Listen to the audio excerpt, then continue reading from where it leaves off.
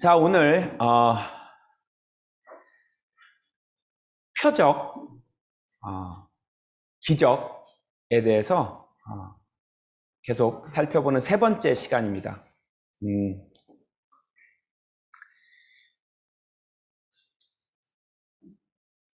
이 부분이 굉장히 중요한데, 이 표적이 뭔지, 기적이 뭔지 성경적으로 정확하게 알고 있지 않으면 잘못된 교리에 빠지는 확률이 정말 높아져요. 저쪽에 어떤 분이 굉장히 신기한 일을 하신대. 막 방언을 막 이상한 말을 해. 무슨 말인지 모르겠는 막 신비한 말을 해. 거기서 하나님이 뭐라고 그러신지 우리가 들어야 돼, 그분한테. 그럼 어떤 분이 막 특이한 이상한 말을 하면 옆에서 또 누가 이렇게 그 해석을 해주죠. 그럼 이제 오늘 하나님이 나한테 하시는 말씀을 자꾸 거기서 들어.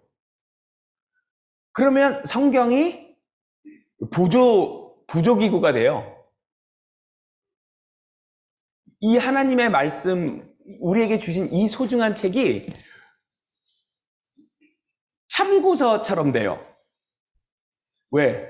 어떤 분이 직접 말을 해주시거든, 하나님이 나한테 뭘 원하시는지 직접 말을 해주시기 때문에 그거 들으러 다니느라고 책은 상대적으로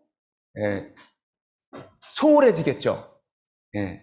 여러분 주변에 한번 보세요. 어떤 분이 방언을 하셔서 그거를 막 들으러 다니시는 분들의 공통된 특징이 있어요. 성경을 잘 몰라요.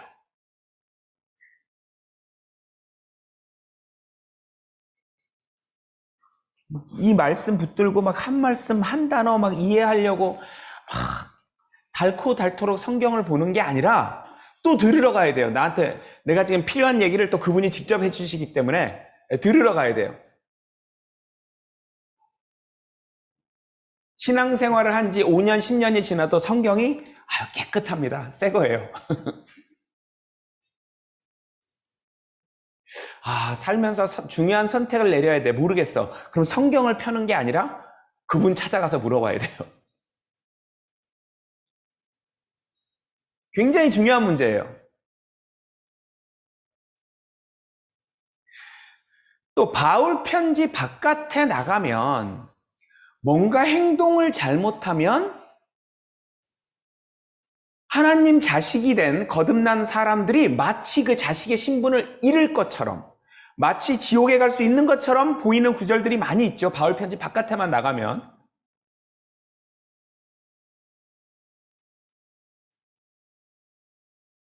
왜 우리가 살고 있는 이 시대에서는 믿음만으로, 더 정확하게 말하면 예수 그리스도의 믿음, 어느 날 말씀을 통해 주어지는 그 예수 그리스도의 믿음, 그걸 받은 것만으로 영생을 얻는데,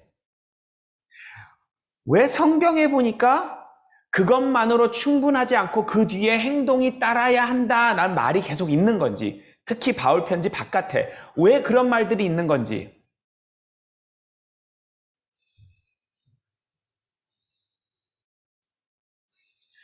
그래서 성경에는 유대인의 때라는 것이 있고 이방인의 때라는 것이 있다. Times of the Jews, Times of the Gentiles. 그래서 깊이 있게 다시 들여다보는 오늘 세 번째 시간 갖겠습니다. 다 같이 기도드리고 예배 시작하도록 하겠습니다.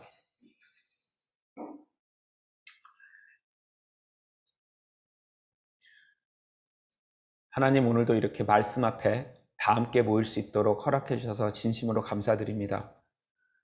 하나님이 허락해 주시지 않았으면 오늘 아무도 이 자리에 모이지 못했을 겁니다. 하나님께서 만들어주신 이 귀한 시간, 저희가 말씀 하나하나 간절한 마음으로 받아들이고 끝까지 집중할 수 있도록 우리를 붙들어 주시길 부탁드립니다. 또 설명하는 사람이 하나님의 지혜를 온전히 잘 전할 수 있도록 인도해 주시길 부탁드립니다. 모든 말씀 예수 그리스도의 이름으로 기도드립니다.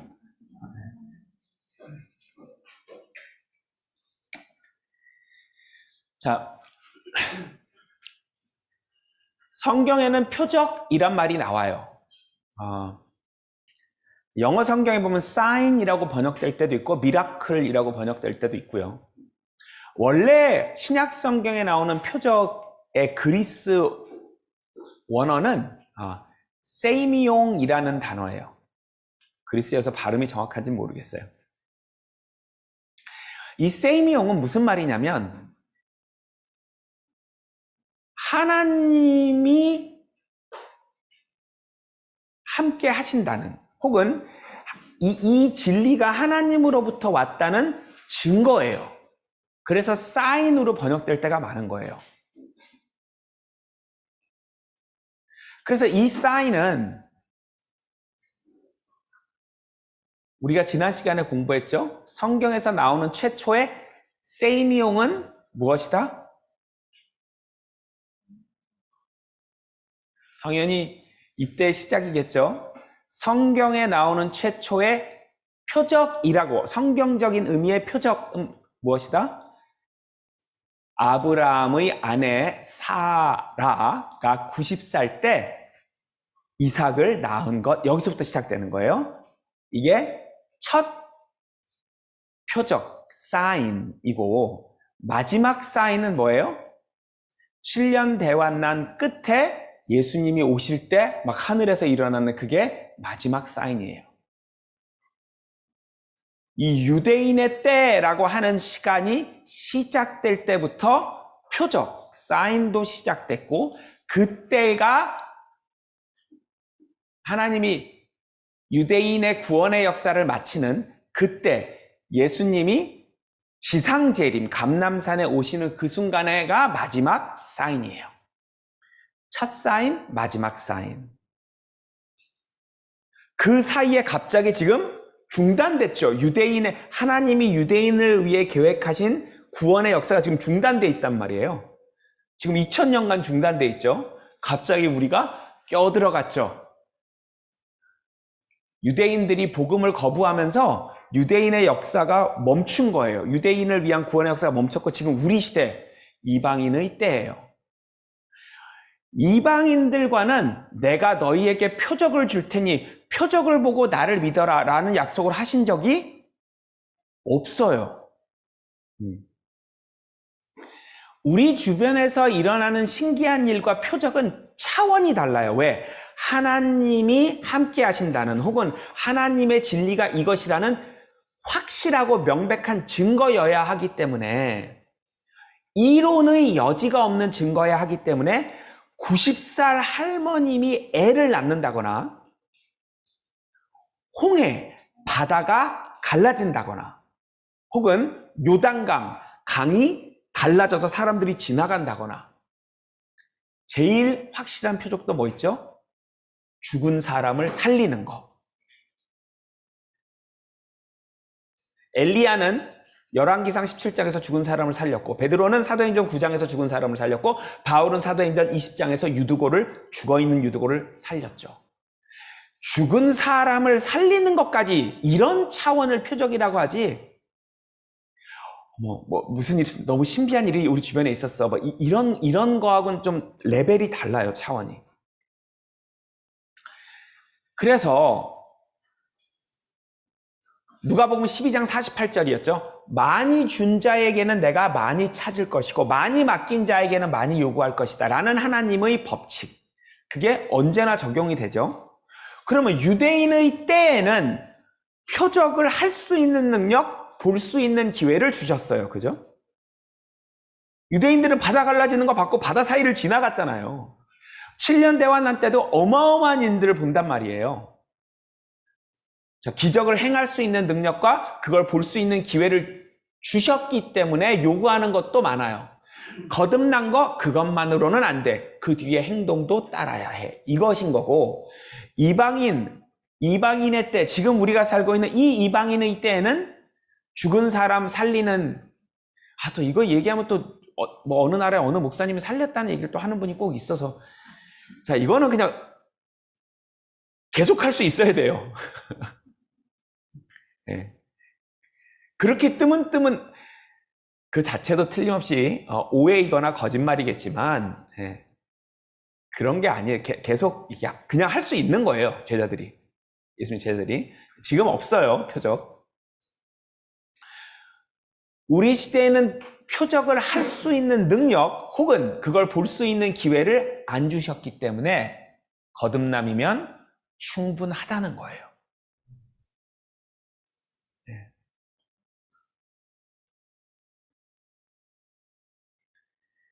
이 이방인의 때와 유대인의 때를 구분해서 보기 시작했던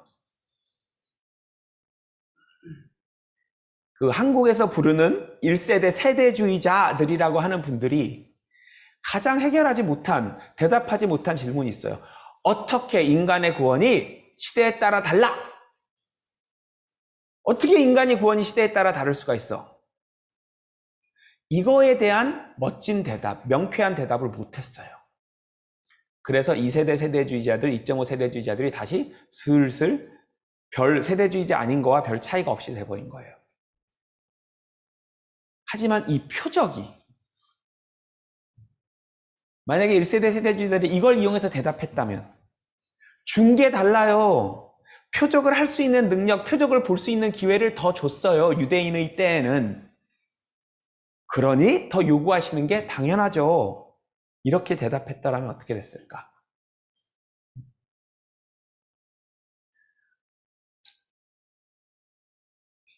이 표적은 꼭 기적을 말하는 게 아니에요. 예를 들면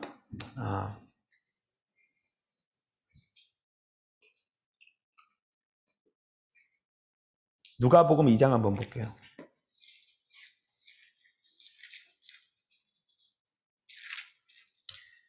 2장 11절, 12절 읽어보겠습니다. 누가복음 2장 11절 12절입니다. 이는 오늘 다윗의 성읍에서 너희에게 구주가 나셨음이니 그분은 주이신 그리스도시니라. 이것이 너희에게 표적이니 너희는 포도기에 쌓여 구유에 누워있는 아기를 보리라고 하더라. 이건 기적이 아니라 자, 어떤 아이가 이렇게 구유에 쌓여 있는 걸 보면 맞아. 그걸로 이게 구주라는 것을 알 수 있다 이거예요. 그 장면을 서술하고 이게 세이미용이야라고 말하는 거예요. 그러니까 기적을 통해서 이게 맞다는 거를 증명할 수도 있지만 미리 이런 걸 보면 사실인 줄 알아. 이럴 때도 표적이라고 해요. 로마서 4장이요.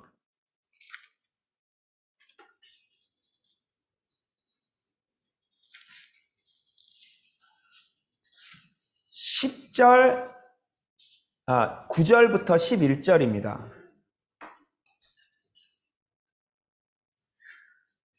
로마서 4장 9절부터 11절입니다. 그러면 이러한 복이 할례자에게만이냐? 아니면 무할례자에게도냐? 이는 우리가 말하기를 아브라함에게는 믿음이 의로 여겨졌노라고 했습니다. 그렇다면 그것이 어떻게 여겨졌느냐? 그가 할례 때였느냐? 아니면 무할례 때였느냐? 할례 때가 아니라 무할례 때였느니라. 그가 할례의 표적을 받은 것은 무할례 때의 믿음으로 된 의를 인친 것이니 이는 할례를 받지 아니하고서 믿는 모든 자의 아비가 되게 하려 함이요 그들도 의롭게 여김을 받게 하려 함이며. 여기서 할례도 할례를 표라고 하는데 이게 또 세이미용이에요.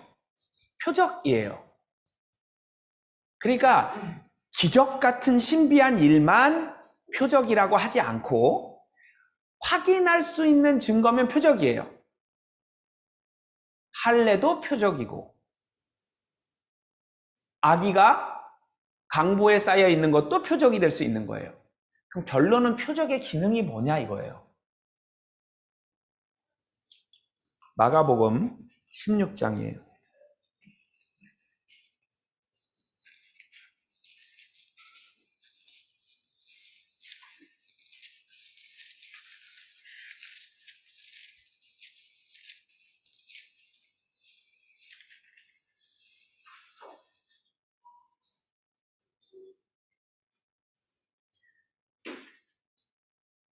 (20절입니다) 마가복음 16장 20절입니다. 그 후 제자들이 나가서 곳곳마다 전파하니 주께서 그들과 함께 역사하시고 또 따르는 표적들로 말씀을 확고하게 하시더라. 아멘. 제자들이 나가서 하나님이 전하시는 진리를 설명해 드리겠습니다 하고 말을 막 해. 들었어. 들은 사람들이 이게 맞는 말인지 틀린 말인지 알 수 있어요, 없어요? 확인할 방법이 있어요, 없어요? 이때는 신약 성경이 있어요, 없어요? 그러니까 예수님에 대해서 막 설명을 하는데 예수님이 이렇다라고 말하는 사람이 있고 예수님이 저렇다라고 말하는 사람이 있을 때 누가 맞는지 듣는 사람 입장에서 확인할 방법이 없어요. 그래서 말씀을 전하고 나서 뭘로 그 말씀을 증거해요? 신비한 일을 하는 거예요. A라는 사람이 예수에 대해서 설명한 것과 B라는 사람이 예수에 대해 설명한 것이 다른데 누구 말인지 모르겠는 거예요. 근데 A라는 사람은 그 뒤에 표적을 해버려. B는 못해. A가 맞구나. 이렇게 한 거예요. 그래서 17절 읽어보겠습니다. 17, 18입니다. 마가복음 16장 17절입니다. 믿는 자들에게는 이러한 표적들이 따르리니 즉 내 이름으로 그들이 마귀들을 쫓아내고 또 새 방언들로 말하리라. 그들은 뱀들을 집을 것이요 어떤 독을 마실지라도 결코 해를 입지 않을 것이며 병자에게 안수하면 그들이 회복되리라고 하더라. 자, 이게 왜 필요한지 아시겠죠? 이런 놀라운 부인할 수 없는 신비한 일을 하는 거예요. 뱀에게 물렸는데 안 죽어요. 독사한테 물렸는데 안 죽어요. 독을 마셨는데 안 죽어요. 저 사람 봐. 어떤 병자가 있는데 일어나요. 안진뱅이가 걷지 못하는 사람이 일어나요. 죽은 사람이 살아요. 죽어있는 사람을 베드로가 살리고 바울이 살려요. 그러면 베드로나 바울이 한 말이 진리가 되는 거예요. 들은 사람 입장에서. 왜? 확인할 방법이 없기 때문에.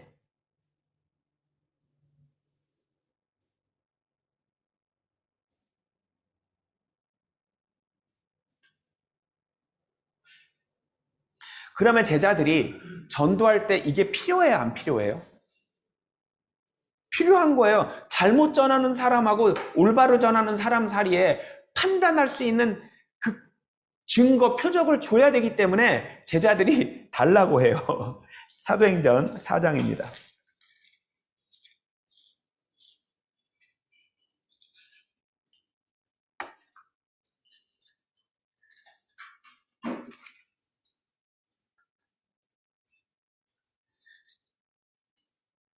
지금 그 앞에 3장에서 베드로랑 요한이 안진뱅이를 걷게 했잖아요. 표적을 행했어요. 그 표적 때문에 구사일생으로 물론 두들겨 맞긴 했지만 다시 나올 수 있었거든요. 그죠? 4장 13절에 보면 저 무식한 놈들이 무슨 하나님의 진리를 전해라고 무시하고 구박하려고 하는데 문제가 옆에 떡하니 안진뱅이였던 사람들이 다 얼굴 알거든요. 그 문 앞에 맨날 있던 성전 문 앞에 있던 사람이니까 그 사람이 서 있으니까 표적이 있으니까 말을 못 하겠는 거야. 저 사람들이 가짜라고.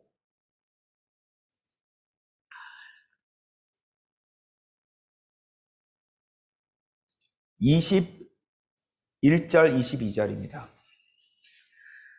사도행전 4장 21절입니다. 그러나 그들은 백성 때문에 사도들을 처벌할 방도를 찾지 못하여 한 번 더 위협한 후에 그들을 놓아주었으니 이는 모든 사람들이 그 일어난 일로 인하여 하나님께 영광을 돌리기 때문이라. 이 기적으로 치유된 그 사람은 40세가 넘었더라. 자, 표적이 필요한 이유 아시겠죠? 계속 복음을 전하려면 이 표적이 없으면 안 돼요. 이유는 뭐예요? 성경이 없기 때문에. 더 정확하게 말하자면 신약 성경이 없기 때문에. 예수님에 대해서 얘기해야 되는데 예수님에 대한 공식 기록물이 아직 없어요. 그래서 더 달라고 합니다. 24입니다.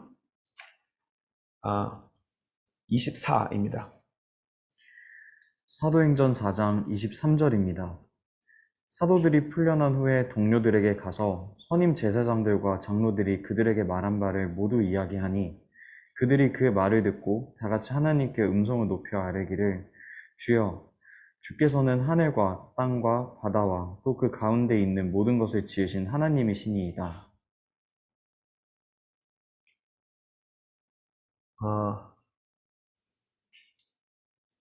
29부터 31입니다.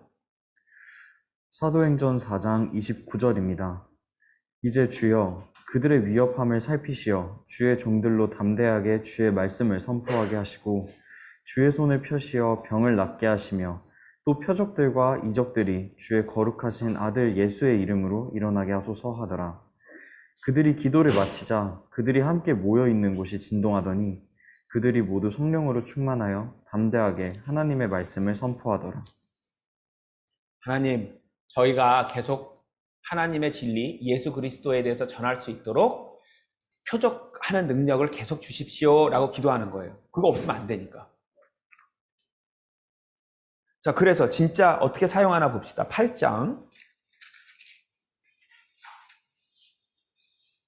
6절 보겠습니다. 사도행전 8장 6절입니다. 우리가 하나가 되어 빌립이 말한 것들을 경청하고 그가 행한 기적들을 듣고 보더라. 어떻게 해요? 말하고 표적하고 이렇게.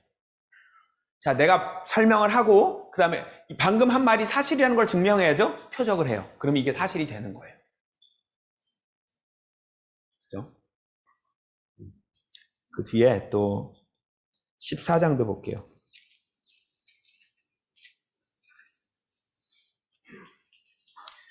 14장 3절입니다. 사도행전 14장 3절입니다. 그 후 그들은 오랜 기간에 머물며 주 안에서 담대하게 말하니 주께서는 자신의 은혜의 말씀을 증거하시고 또한 표적들과 이적들을 주셔서 그들의 손으로 행하게 하시더라. 말하고 표적하고 네. 이런 식으로 해서 말씀이 전파될 수 있었던 거예요.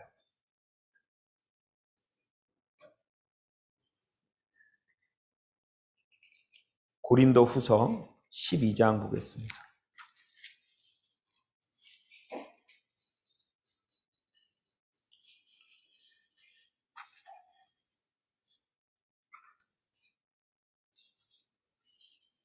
(12장) 12절입니다. 고린도후서 12장 12절입니다. 정녕 사도의 표적들이 너희 가운데서 모든 인내와 표적들과 이적들과 능력 행함으로 판명되었거니와. 이제 고린도후서에서 바울이 과연 하나님의 사도냐 아니냐 막 이런 이제 고린도 교회에서 그런 얘기가 좀 있었어요. 그러니까 바울이 내가 하나님이 쓰시는 사람이라는 증거가 있었다. 내가 표적과 기사를 하지 않았느냐 이렇게 말하는 거예요. 그러니까 이 당시에 표적과 기사가 얼마나 중요했는지 알 수 있는 대목이에요. 왜? 신약 성경이 아직 없기 때문에. 그렇게 보시면 됩니다.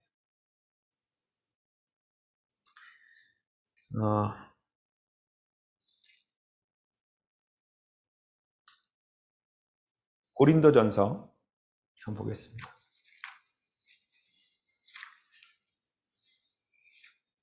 12장이요.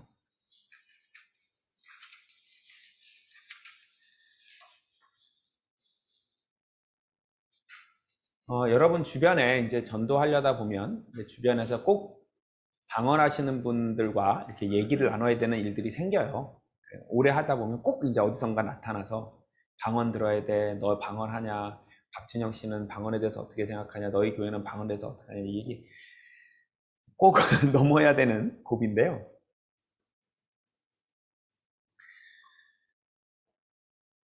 성경에 대해서 무언가를 알고 싶어서 인생을 바치는 분들이 있어요. 성경에 대해서 어떤 것들을 이걸 우리가 찾아내야 돼 하면서 30년, 40년을 그 일에 바쳐서. 저는 반대예요. 성경을 통해서 알 수 없는 거는 알 수 없는 이유가 있고 성경을 통해 알 수 있는 건 알 수 있는 이유가 있어요. 무슨 말씀이냐면 성경을 통해서 확인이 가능한 것은 아는 게 좋아요. 성경을 통해서 확인할 수 없는 건 몰라도 괜찮아요. 박진영 씨는 히브리서의 저자가 누구라고 생각하세요?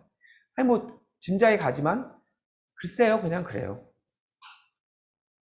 그거 가지고 답이 안 나오기 때문에. 아니, 성경 외에서 답을 낼 수는 있어요. 성경 안에서 증명할 방법이 없는 거는 그냥 그러려니. 바울이 썼잖아요. 아니 뭐 바울이 썼을 수도 있겠죠. 근데 만약에 바울이 썼다면 이름을 숨긴 이유가 있겠죠. 그냥 이렇게 말해요. 그거 그 논쟁하기 싫어서. 성경을 통해서 확실히 알 수 없는 건 굳이 알지 않아도 돼요. 성경을 통해서 증명할 수 있는 건 아는 게 좋아요. 고린도전서라는 편지는 언제 썼는지 성경을 통해 알 수 있어요. 16장 가보겠습니다.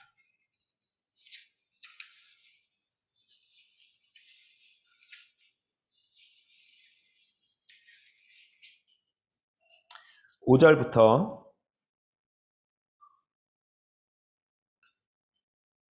10절입니다. 고린도전서 16장 5절입니다. 이제 내가 마케도니아를 지나갈 때에 너희에게로 가리니 이는 내가 마케도니아를 반드시 지나갈 것이기 때문이라. 그때는 아마 내가 너희와 함께 머무르거나 아니면 겨울까지도 나리니 그 후에 너희가 나의 가고자 하는 곳으로 나를 보내주게 하려 함이니라. 지금은 그곳을 지나면서 너희 보기를 원치 아니하나 주께서 허락하시면 얼마 동안 너희와 함께 머물기를 바라노라. 그러나 내가 오순절까지는 에베소에 머무를 것이라. 이는 내게 크고도 효과적인 문이 열렸으며 또 대적하는 자들도 많기 때문이라. 이제 디모데가 가거든 주의하여 너희는 그가 두려움이 없이 너희와 함께 지낼 수 있도록 하라. 그도 나처럼 주의 일에 수고함이라. 여기 보면 몇 가지 사실들이 있거든요. 마게도냐를 갈 거라는 얘기, 그죠? 마게도냐에서 너에게 갈 거다. 일단 시작은 고린도 교회에 편지를 쓰는 건데요. 바울이 처음으로 고린도 교회에 간 것이 2차 전도 여행 때예요. 1차 전도 여행은 북서쪽만 갔다 왔기 때문에, 북서쪽이라 하면 이제 예루살렘에서 올라가서 이렇게 해서 북서쪽 지역, 갈라디아 지역만 갔다 왔기 때문에, 그래서 고린도 교회에 굉장히 많은 문제가 생겨서 그거를 해결하려고 좀 혼내기도 하고 가르치기도 하려고 쓴 편지가 고린도전서예요. 그러니까 최소한 2차 전도여행 이후고, 여기서 나오는 몇 가지 힌트, 마케도니아 지나가는 일, 또 문이 열린 것, 디모데를 보내려고 하는 것, 이런 것들이 사도행전 19장에 보면요. 보겠습니다. 21, 22 읽어보겠습니다. 사도행전 19장 21절입니다. 이 일들이 이루어진 뒤에 바울이 영 안에서 마케도니아와 아카야를 경유하여 예루살렘으로 가려는 계획을 세우고 말하기를 내가 그곳에 들른 뒤 로마도 보아야 하리라고 하더라. 그리하여 자기와 동역한 사람들 중에서 두 사람 곧 디모데와 에라스토를 마케도니아로 보내고 자신은 아시아에서 한동안 머물더라. 네, 그래서 이제 마게도니아를 가려는 길에 디모데를 먼저 보내는, 이때 기록됐다고 볼 수 있는 거죠. 에베소에서. 그래서 이제 이 바울이 사도행전 19장 에베소에 머물러 있을 때 쓴 편지라고 보는 것이 너무나 자연스럽고 확인이 가능한 편지예요.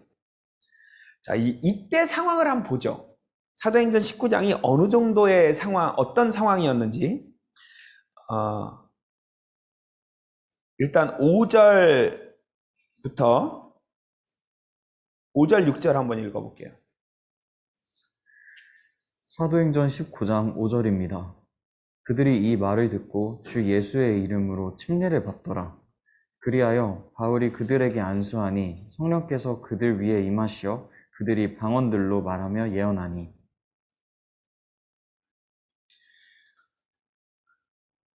이제 교회의 탄생과 성장을 기록한 책인 사도행전, 여기에 성령이 총 4번 내립니다. 2장, 8장, 10장, 19장 4번 내리는데 2장, 8장, 10장은 하나님이 베드로에게 천국의 열쇠들을 너에게 주겠다고 한 것처럼 베드로가 있어야만 내려요. 8장은 빌립이 가서 전도 다 해놔도 베드로가 올 때까지 성령이 안 내리는 신비한 일이 있죠. 그렇게 3번 성령이 내리면 끝났어야 되는데 여기 19장에서 유일하게 베드로도 없는데 바울에게 성령이 내려요. 굉장히 특별한 경우인데요. 11, 12 한번 읽어보겠습니다.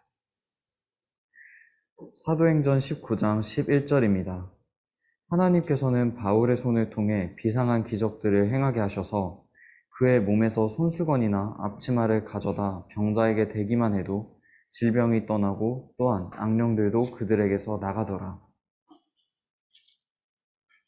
이때의 표적이라는 게 어느 정도냐면요. 바울이 가지도 않아요. 바울의 손수건을 가져다가요. 아픈 사람한테 얹으면 나아요. 뭐 거의 표적의 피크였어요. 그 뒤에 20장에서 이제 죽은 사람 살리는 거예요. 유두고라고. 그게 정말 이거는 표적의 피크일 때 그때 고린도전서를 쓴 거예요. 자, 이방인의 때가 바울의 입에서 언제 선포되죠? 공식적으로? 28장 가볼게요. 28장 28절입니다. 사도행전 28장 28절입니다. 그러므로 하나님의 구원을 이방인들에게 보낸 것과 그들이 그것을 들을 것을 너희가 알라고 하더라. 이제 이방인의 때가 시작된다. 그 위에 보면 이사야서 6장 9절을 인용해서 이제 유대인은 눈이 멀었다. 귀가 먹었다. 마음이 바보가 됐다. 이렇게 선포되고 이제 이방인들이 구원을 받을 거다. 이방인의 때가 선포가 돼요. 그 뒤에 보면 30절 한번 읽어보겠습니다. 29절 30절입니다. 사도행전 28장 29절입니다. 그가 이 말을 마치니 유대인들이 자리를 뜨더라. 그리고 그들 사이에 상당한 쟁론이 있더라. 바울이 만 2년을 자기 셋집에서 지내며 자기에게 오는 모든 사람을 맞아들여. 이제 로마에 2년 있었죠. 네. 근데 이제 감금돼 있다. 이제 이렇게 많이 말을 하죠. 집에는 머물렀지만 감금 상태였다는 것이 일반적인 주장인데요. 이 뒤에 쓴 편지들이 있어요. 이방인의 때가 선포되고 쓴 편지들이 있고 이방인의 때가 선포되기 전에 쓴 편지들이 있어요. 근데 그거는 성경 밖에 있는 정보를 알 수 있는 게 아니고요. 성경 안에 있는 정보들로 알 수가 있어요. 자, 고린도전서는 아까 16장하고 사도행전 19장하고 맞춰보니까 언제 썼는지 알 수가 있었죠. 자, 이때 감금돼 있을 때, 로마에 있을 때 썼다는 걸 알 수 있는 편지들. 에베소서, 빌립보서, 골로새서, 빌레몬서. 자, 한 예로 에베소서 한번 볼게요. 2장 1절. 3장 1절. 네. 에베소서 3장 1절입니다. 이런 까닭에 나 바울은 너희 이방인들을 위하여 예수 그리스도의 죄수가 되었으니 죄수가 됐다. 4장 1절. 에베소서 4장 1절입니다. 그러므로 주의 죄수된 내가 너희에게 권고하노니 너희가 부르심을 받은 그 부르심에 합당하게 행하되. 갇혀 있다. 6장 20절. 에베소서 6장 20절입니다. 이를 위하여 내가 사슬에 묶인 대사가 된 것은 나로 하여금 마땅히 할 말을 담대히 하게 하려는 것이라. 자, 바울이 사도행전 28장 28절에서 이제 공식적으로 이방인의 때다라고 선포를 하기 전에 쓴 편지인 고린도전서와 선포된 후에 로마에서 감금돼 있는 상태에서 쓴 에베소서. 차이가 날까요? 안 날까요?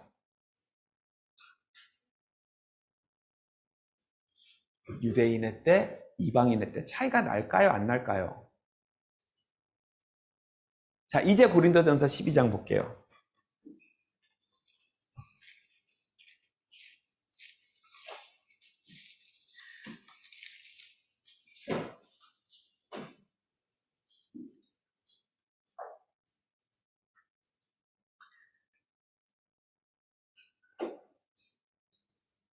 팔절 9절, 8절부터 11절까지 읽어보겠습니다.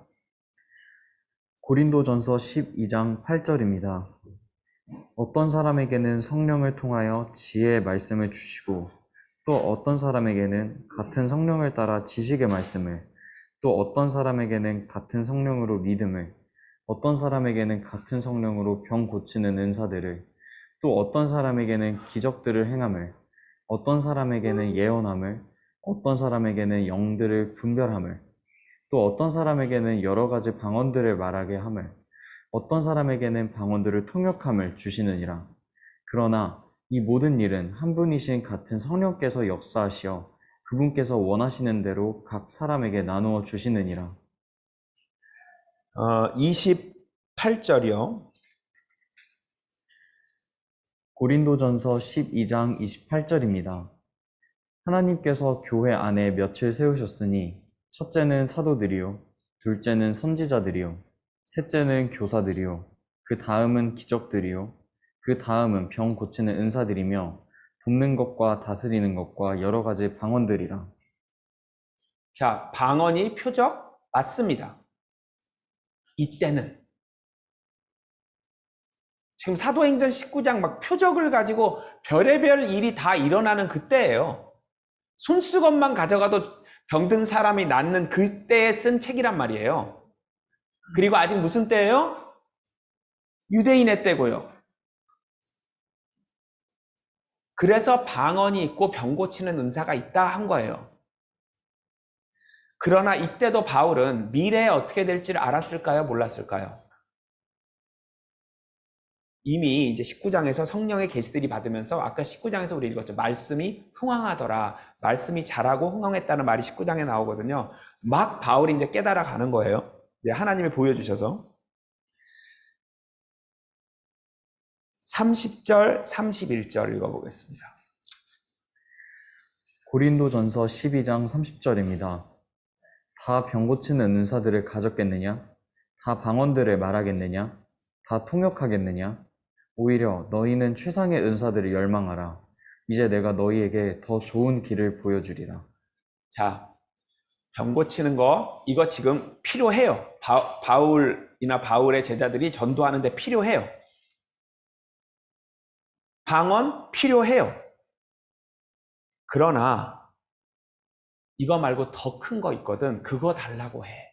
하나님한테 그 선물 달라고 해. 성령이 그걸 주는 게 제일 좋아. 그게 뭐냐? 13장 1절 2절입니다. 3절까지. 고린도전서 13장 1절입니다. 내가 사람들과 천사들의 방언들로 말한다 해도 사랑이 없으면 소리내는 노시나 시끄러운 꽹과리가 되고, 내가 예언의 은사가 있어 모든 신비와 모든 지식을 알고 또 산을 옮길 만한 모든 믿음이 있다 해도 사랑이 없으면 나는 아무것도 아니요. 또 내가 내 모든 소유를 주어 가난한 사람을 먹이고 내 몸을 불사르게 내어준다 해도 사랑이 없으면 내게 아무 유익이 없느니라. 성도들끼리 몸의 지체가 되면서 이 지체로 살아가게 되는 일이에요. 끼리끼리 사랑하는 게 아니라 위가 몸 전체를 사랑하듯, 간이 몸 전체를 사랑하듯, 허파가 몸 전체를 사랑하듯 우리 한 명 한 명이 몸 전체를 사랑하면서 일하면서 살아가게 되는 그 세 사람, 천열매들 그리스도가 만들어져가는 그것이 가장 큰 은사라는 거예요. 그 속에서 사랑을 하면서 살게 되는 것이. 그게 방언보다 훨씬 위에 정말 소중하고 특별한 은사라는 거예요. 8절부터 10절입니다. 고린도전서 13장 8절입니다. 사랑은 결코 시들지 아니하나 예언들이라도 끝이 올 것이요 방언들이라도 그치게 될 것이며 지식도 끝나게 되리라. 이는 우리가 부분적으로 알고 또 부분적으로 예언하지만 온전한 것이 오면 그때에는 부분적으로 하던 것이 끝날 것이기 때문이라.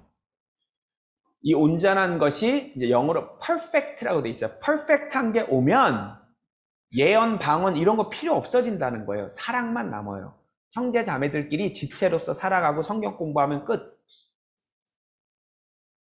이 perfect하다는 말을 바울이 몇 군데 더 설명해 놨어요. 자, 우선 골로새서 가겠습니다. 1장 26절부터 28절입니다. 골로새서 1장 26절입니다. 이 신비는 여러 시대와 세대에 감추어졌다가 이제 그의 성도들에게 나타났고 하나님께서는 이들에게 이방인들 가운데서 이 신비의 영광의 풍요함이 어떠한지를 알리고자 하셨으니 이 신비는 너희 안에 계신 그리스도시요 곧 영광의 소망이라. 우리가 그를 전파하고 각 사람을 훈계하며 모든 지혜로 각 사람을 가르침은 각 사람을 그리스도 예수 안에서 온전하게 제시하려는 것이라.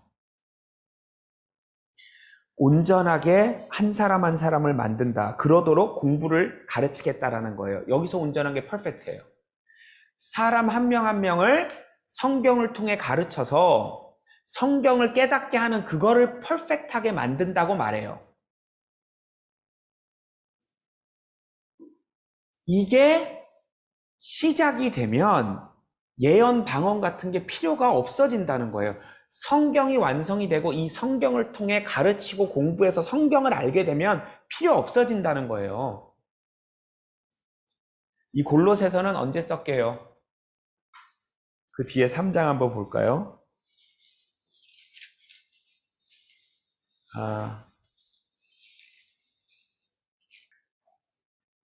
3절이에요. 골로새서 4장 3절입니다. 또한 하나님께서 우리에게 말문을 열어주사 그리스도의 신비를 말하게 하여 주시도록 기도하라. 이로 인하여 내가 메인바 되었나니. 바울이 내가 어디에 묶였다, 갇혔다, 매여있다, 쇠사슬로 묶였다, 이건 다 이제 로마에 있는 옥중서신이라고 불러요. 그럼 이 골로새서는 이방인의 때가 선포된 후에 쓰여진 거예요? 전에 쓰여진 거예요? 후에 쓰여진 것이죠. 그래서 골로새서 보면 순전히 첫열매들 그리스도 얘기로 설명을 하는 거지 이적, 방언 이런 얘기 쏙 사라졌어요. 그래서 조금 전에 우리 온전한 자, 퍼펙트한 자 만든다는 얘기가 1장에 나왔죠. 그 다음에 3장 12절부터 또 이 첫열매들 그리스도 얘기예요. 참 한 몸이 돼가는 얘기. 예. 13절부터 16절 읽어보겠습니다. 골로새서 3장 13에서 15요. 골로새서 3장 13절입니다. 만일 어떤 사람이 누구에게 불평이 있으면 서로 용납하고 서로 용서하기를 마치 그리스도께서 너희를 용서하신 것 같이 너희도 그리하라. 이 모든 것 위에 사랑을 더하라. 이것이 온전함의 띠니라. 하나님의 화평이 너희 마음을 다스리게 하라. 이를 위하여 너희가 한 몸으로 부르심을 받았나니 또한 너희는 감사하는 자가 되라. 퍼펙트한 게 오면 사랑이 오면 퍼펙트한 게 오면 사랑만 남고 예언 방언 사라진다고 아까 바울이 고린도전서에서 얘기했었죠. 자, 이제 퍼펙트한 거 만들어 적어요? 아니에요. 이 14절에 온전하게 매는 띠니라 이게 또 퍼펙션이에요. 이 첫열매들 그리스도 안에서 지체로 막 살아가면서 이 몸을 완성해 가는 게 퍼펙트예요. 이게 퍼펙트를 만드는 일이에요. 그럼 여기에 뭐만 남아요 이제? 사랑만. 그러니까 계속 사랑 얘기하고 몸 얘기하는 거예요. 골로새서에 기적 얘기, 방언 얘기 있어요 없어요? 없어요. 자, 이제 에베소서 4장 가볼게요. 또 퍼펙트이 나와요. 네. 11절, 12절만 읽어볼게요, 우선. 에베소서 4장 11절입니다. 그가 어떠한 사람들은 사도로, 어떤 사람들은 선지자로, 어떤 사람들은 복음 전도자로, 어떤 사람들은 목사와 교사로 주셨으니 이는 성도들을 온전케 하며 섬기는 일을 하게 하고 그리스도의 몸을 세우게 하여. 자, 고린도전서 12장에서도 우리가 지체라고 말하고 여기서도 우리가 한 몸으로 부르심을 입었다고 말하고 차이는 뭐냐면 그 각각 사람들에게 주는 역할. 여기는 지금 뭐가 없어요? 병 고치는 사람이 없어요. 방언하는 사람이 없어요.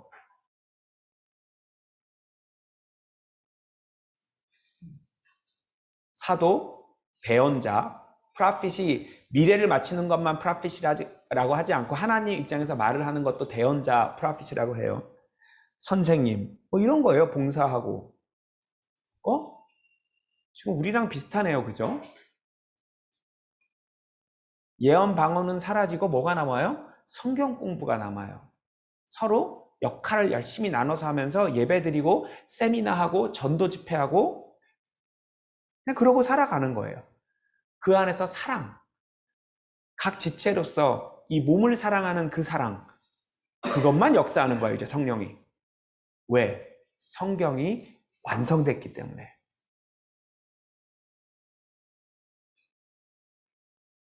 다시 고린도전서 가볼게요.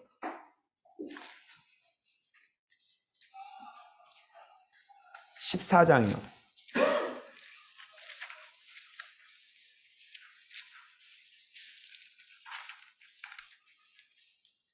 18절, 19절입니다.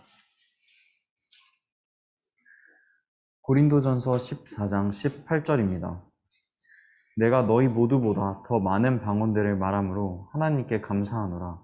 그러나 교회 안에서는 1만 마디에 알지 못하는 방언으로 말하기보다는 차라리 나의 지각으로 5마디 말을 하여 나의 말로 다른 사람들을 가르칠 수 있기를 원하노라. understanding.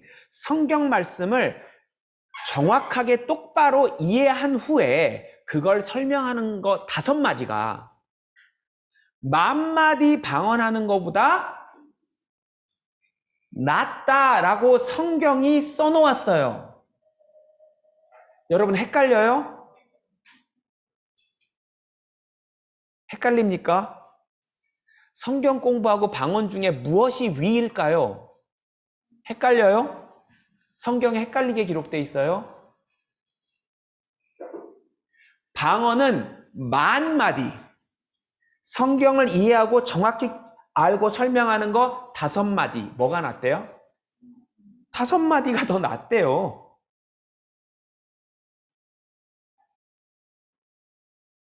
자, 우리가 표적, 그리스어로 세이미용 얘기했죠. 그 중에 하나가 방언이었죠. 왜? 필요했어요. 성경이 없었고. 표적이 피크를 치던 사도행전 19장 그때 쓴 책이고.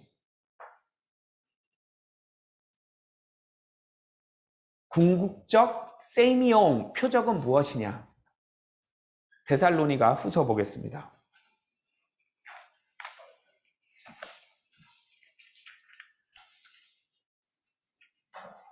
3장 17절입니다. 데살로니가 후서 3장 17절입니다. 나 바울은 친필로 문안하노라. 이는 편지마다 표가 되므로 이렇게 쓰노라. 이 표가 세이미용이에요. 우리에게 주신 완벽한 최고의 표적은 성경이에요. 바울이 이 편지가 표적이래요.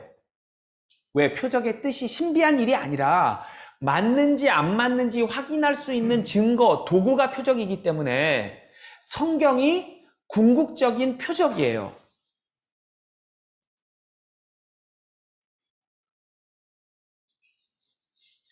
방언도 표적 맞아요. 분명히 방언도 표적이 맞아요. 그때는 필요했어요. 첫째, 아직 이방인의 때가 공식적으로 선포되지 않은 유대인의 때였고, 사도행전 19장, 또 신약 성경도 없었기 때문에. 근데 지금은 이방인의 때가 사도행전 끝에 선포되었고 성경도 완성되어 있기 때문에 우리에게 최고의 표적, 세이미용은 성경이라는 거예요. 내가 지금 성경을, 이 편지잖아요. 데살로니가 후서라는 이 편지를 쓰면서 이 편지, 즉 성경 말씀이 표적이야.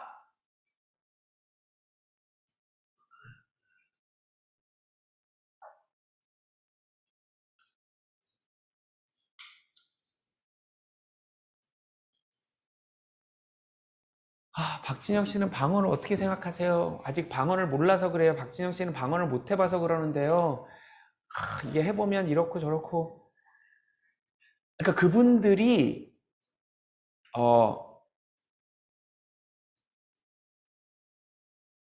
제가 볼 때는 어떤 마음으로 보게 되는지 아마 모르실 거예요. 몰라서 그래. 고린도전서 봐봐. 표적, 방언이 표적이라고 돼 있어. 네. 근데 에베소서는 보셨어요? 골로새서는 보셨나요? 그 뒤에는 언급도 안 해요. 방언, 신비한 일, 병 고치는 거 언급도 안 해요.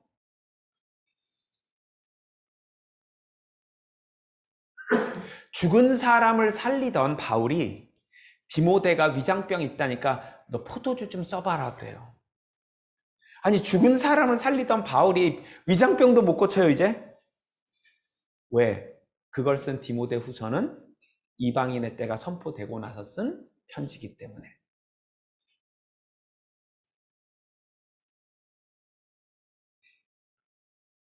여러분 성경을 정확하게 알아야 이상한 거에 안 휩쓸려요. 야, 너 예배도 좋지만 저 어떤 분이 방언할 때 너 거기 가서 그거 들어야 돼. 괜찮아요.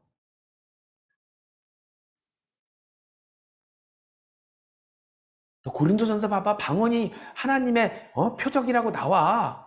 영으로 하는 그 말이. 네. 고린도전서에서 그래요. 에베소서 골로새서에서 사라져요.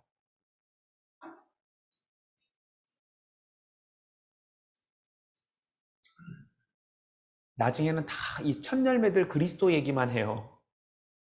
너희 한 몸 돼간다. 그 몸의 지체로 살아가는 거고 거기에 사랑이 계속 주어진다. 이 몸 잘 완성해라. 이 얘기만 해요. 나중에는.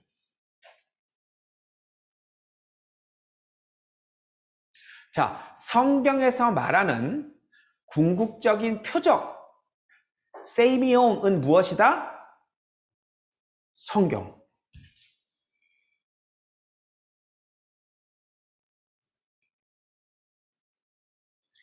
여러분 헷갈리실 필요 없고요. 어디 이상한 데 쫓아다니실 필요 없어요. 성경 열심히 공부하고 이해하고 서로 토론하고 질문하고 우리가 성경 말씀을 전하면 돼요. 듣는 사람들이 성경 가지고 확인할 수 있거든요. 맞는지 안 맞는지 우리가 그 뒤에 이상한 신비로운 기적을 하지 않아도 성경에 맞춰서 확인할 수 있거든요. 이제는 확인할 수 있는 도구가 있어요. 이제는.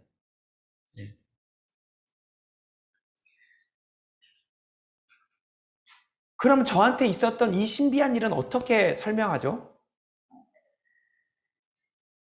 저한테 지난 10년 동안 참 신비한 일 많았어요. 근데 제가 말을 안 해요, 그냥. 그거 해서 뭐예요? 성경 전하면 되지.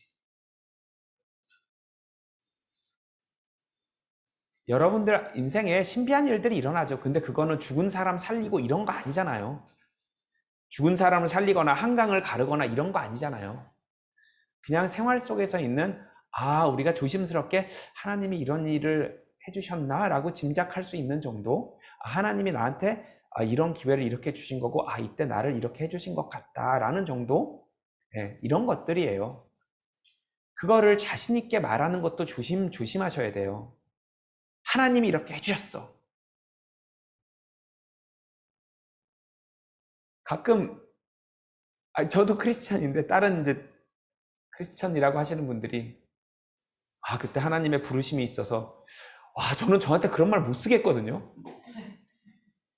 제가 40살 때 하나님께서 저에게 부르심이 있어서 제가 이렇게 됐습니다. 못하겠어요, 저는 그런 말을. 감히 우리가 뒤돌아보고 조심스럽게 그랬던 것 같아 라고 이렇게 조심스럽게 생각해 볼 수는 있죠. 나한테 있었던 이런 일이 참 돌이켜보니까 하나님이 이렇게 나를 하시려고 한 것 같아, 이렇게. 이 정도? 그때 하나님이 이렇게 해주셨어. 하나님이 나에게 응답을 해주셨어. 내 기도에 응답해 주셨어. 이렇게 단정적으로 말하는 거는 정말 조심해야 돼요. 고린도후서 12장입니다.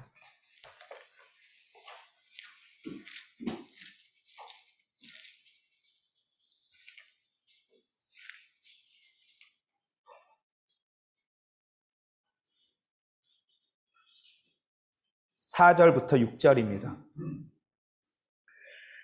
고린도후서 12장 4절입니다. 그가 낙원으로 끌려 올라가서 말로 다 설명할 수 없는 말을 들었는데 그것은 사람에게 말하도록 허락되지 않은 것이로다. 내가 이런 사람에 관해서는 자랑하겠으나 나에 관해서는 약하다는 것 외에는 자랑하지 아니하리라. 내가 설령 자랑하려고 해도 어리석은 자가 되지 않으리니 이는 내가 진실을 말하기 때문이라. 그러나 나는 어떤 사람이 나를 보는 것과 나에 관하여 들은 것 이상으로 나를 생각하지 않을까 해서 삼가노라. 바울에게도 신비한 일이 많이 있었죠. 근데 바울이 그 얘기를 남들한테 하겠대요, 안 하겠대요? 안 하겠대요. 왜? 그러면 나를 특별하게 생각할까 봐. 내가 이렇게 했는데 하나님이 나에게 이렇게 해주셨어. 그럼 옆에 있는 사람이 뭐예요? 그럼 나도 그렇게 좀 해줄 수 있어? 너는 하나님이 그렇게 응답을 해주셔. 그럼 내 기도도 좀 해줘. 그럼 이제 어떻게 돼요? 그 사람에게 기도해 달라고 해요. 여러분 이런 말 들어봤어요? 사실 너무나 천박한 말인데 누구가 그렇게 기도빨이 좋대. 네? 하나님이 차별을 그런 게 있어요? 물론 이제 올바른 중심, 올바른 마음을 갖고 살아가면서 하는 그런 사람의 기도에 당연히 더 하나님이 많은 지혜를 주시겠죠. 근데 제 말은 개인적인 신비한 경험을 자꾸 얘기를 너무 많이 나누다 보면 글로 마음이 가고 글로 신경이 쓰여서 말씀보다 그게 먼저가 된다니까요. 자기가 하나님 앞에 돌아보고 회개도 하고 기도를 하는 것보다 그 사람이 특별한 거야. 그 사람 주변에 자꾸 몰려요. 왜? 그 사람한테 신비한 일이 있었으니까. 그 사람은 하나님이 응답해 주신대. 핸드폰이 있나 봐. 아니면 하나님하고, 그죠? 아니면 그 사람한테는 이런 일이 있어. 그 사람이 기도했던 이런 일이 일어날 때 그 사람 주위로 모여요. 바울이 나도 그런 얘기 할 게 많지만 나를 특별한 사람으로 생각할까 봐 안 하겠다고 하는 거예요. 이 바울의 지혜를 배우면 돼요. 각자 자기 인생에 신비한 일이 일어났으면 조심스럽게 자기 혼자 돌아보면 되죠. 이게 하나님이 나한테 이런 가르침을 주신 건가? 혹은 나한테 이런 기회를 주신 건가? 그것도 항상 돌다리 두드리는 심정으로 조심스럽게. 제가 옛날에 어떤 분을 만났는데 다른 회사 하시는 분인데 내가 하나님을 똑바로 섬기기 때문에 나 공격한 사람들 다 망했어. 이렇게 말하는 걸 들었어요. 진짜로. 너무 충격적이었어요. 시편 139편에 하나님은 어찌 그리 수가 많으신지요. 하나님이 제 예상대로 움직입니까? 여러분 예상대로 움직여요? 근데 어떻게 이렇게 단정적으로 하나님이 한 거야? 하나님이 나한테 이렇게 하셨어. 하나님이 해주실 거야. 이걸 어떻게 인간이 감히 단정적으로 말하죠? 그게 맞나요? 바울은 뭐라 그랬죠? 일어난 일도 말하기 조심스럽다고 했어요. 실제 일어난 일도. 그런 태도를 갖는 게 맞습니다.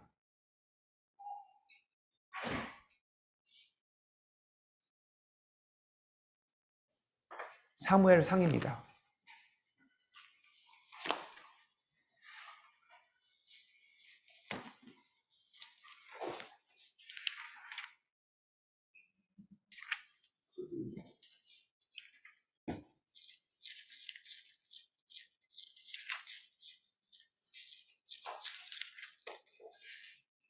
십 장입니다.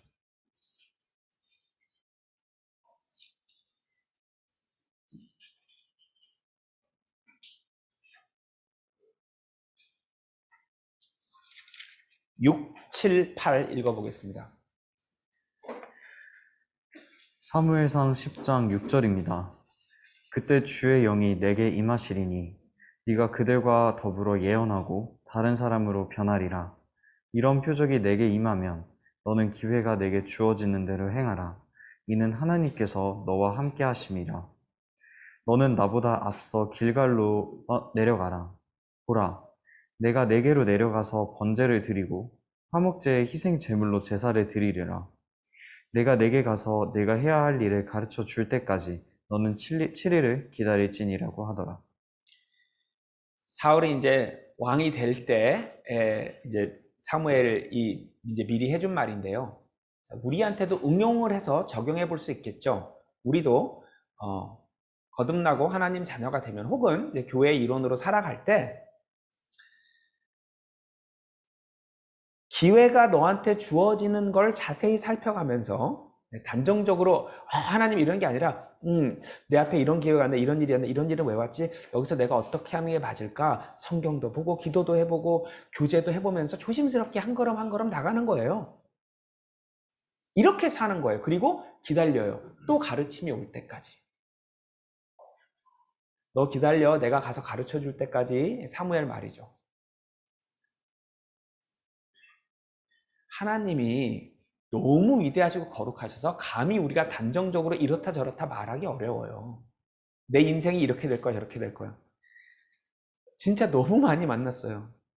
제가 아는 후배도 음악하는 친구인데 뉴욕에 유학을 온 거여서 너 어떻게 뉴욕에 음악하는 후배니까 너 어떻게 뉴욕에 공부하러 왔어? 하나님이 응답을 주셔서.